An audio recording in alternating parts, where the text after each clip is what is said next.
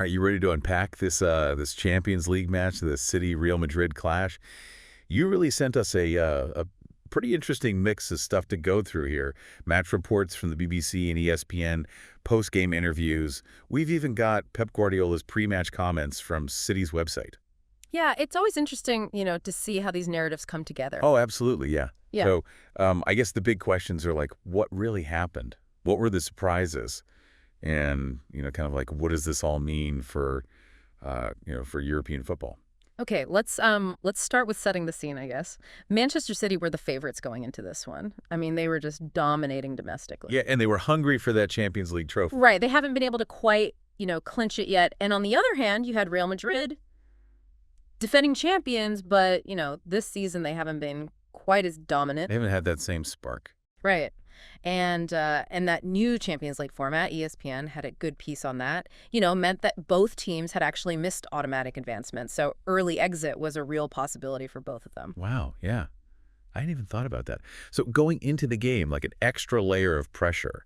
So tell me what happened. Give me the lowdown. What was the score? Final score, Manchester City 2, Real Madrid 3. Wait, hold on. Real Madrid won at the Etihad? At the Etihad. Wow. I'm guessing it wasn't like a straightforward win? Not at all. It was a thriller. Holland had, he got 2 goals for City, just showcased his talent, but Real Madrid fought back with goals from Mbappe, Diaz, and then a last-minute winner from Bellingham. Bellingham, wow, what a statement.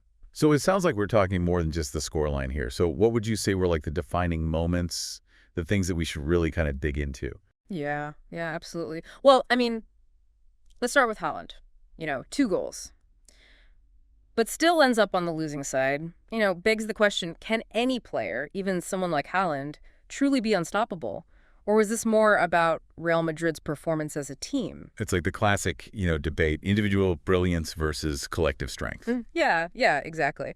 And then there's Mbappe's goal. ESPN described it as like almost accidental, like a rebound off a free kick that just kind of bobbled in.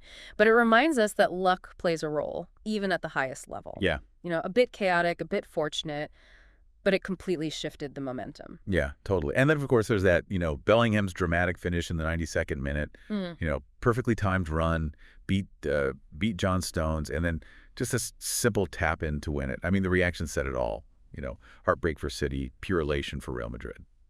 It sounds like that goal really embodies just Real's resilience. But what about the players? What about the managers? What were their perspectives after this crazy match? How did they process it all? Well, the BBC did some great post-match interviews, and John Stones, understandably, was frustrated. He talked about how avoidable he felt those last 2 goals were. Oh, yeah, especially against a team like Real Madrid. Right. Any lapse in concentration, they're going to capitalize. Exactly. And then on the other side, Thibaut Courtois, he just exuded calm confidence, as always. And he said he felt that, Real Madrid played better overall and deserved the win. No mincing words. If you come back from behind twice, I guess that's a pretty fair assessment. Right. Yeah. And I mean, remember what Pep said in his pre-match comments on the Manchester City website? He was wary of Real Madrid's star players. He said, controlling players like Mbappe and Bellingham for 90 minutes, he said it's almost impossible. Kind of prophetic looking back. His words definitely hit differently now, that's for sure.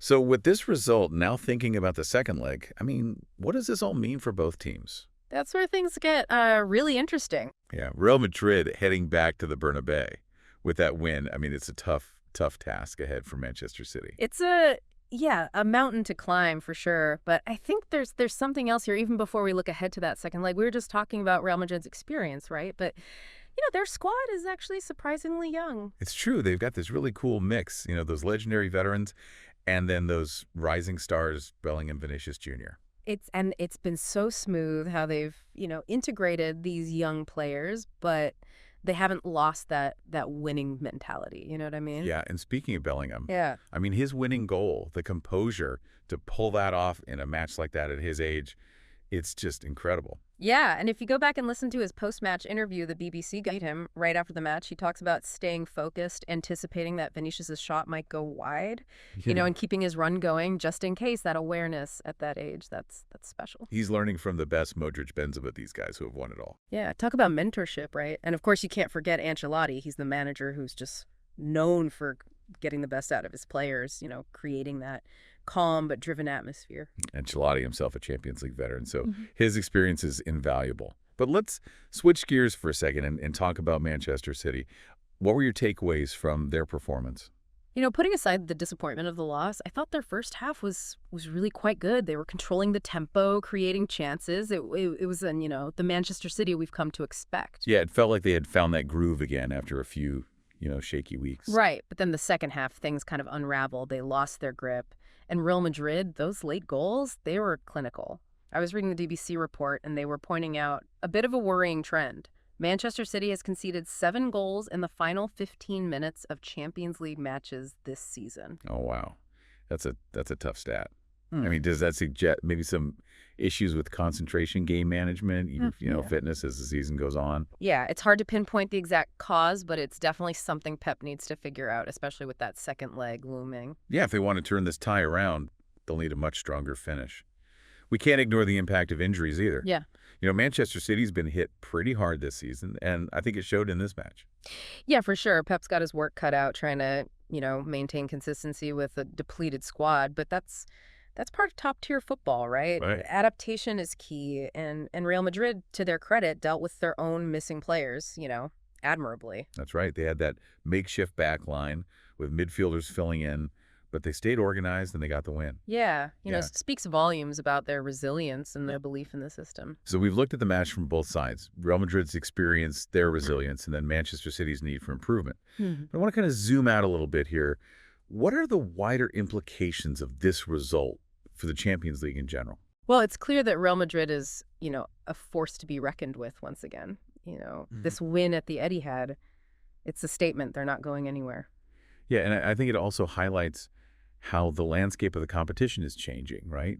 With this new format, we're seeing more upsets, more tight matches. The traditional hierarchy is being challenged. Yeah, absolutely. The gap between the elite and everyone else is shrinking.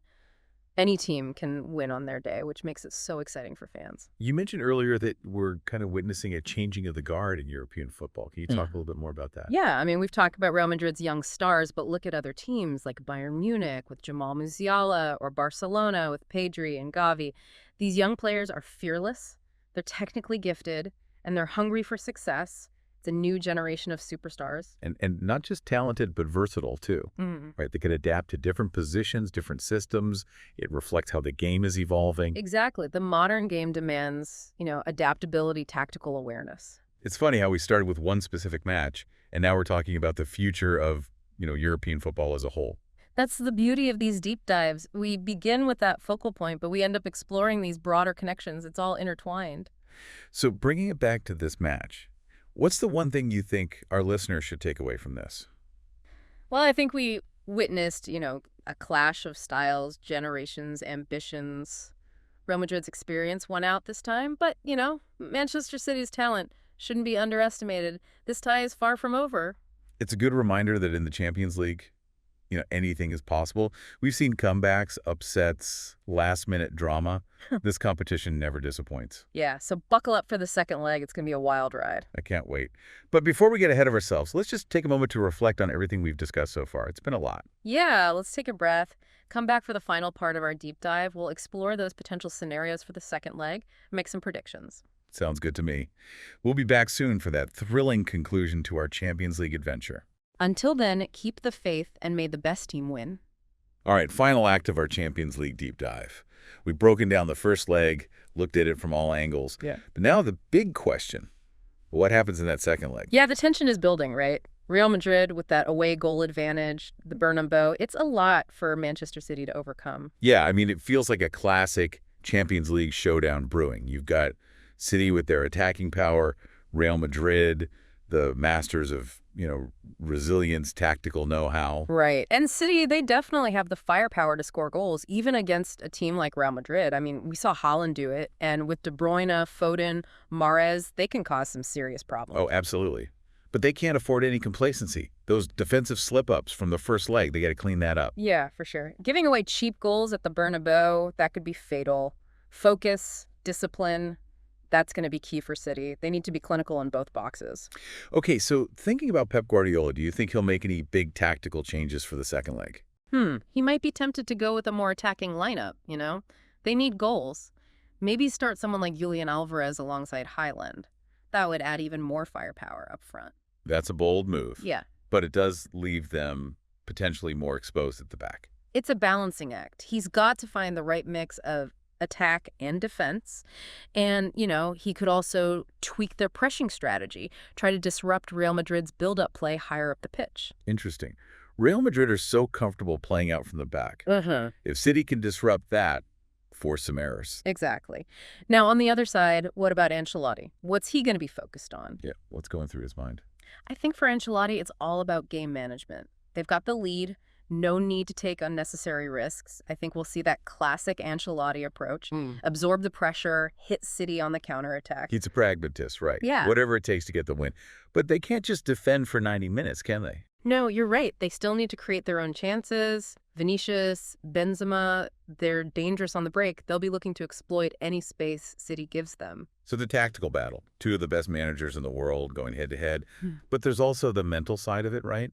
How does Manchester City handle the pressure of a comeback? And can Real Madrid manage the weight of expectation? Oh, yeah.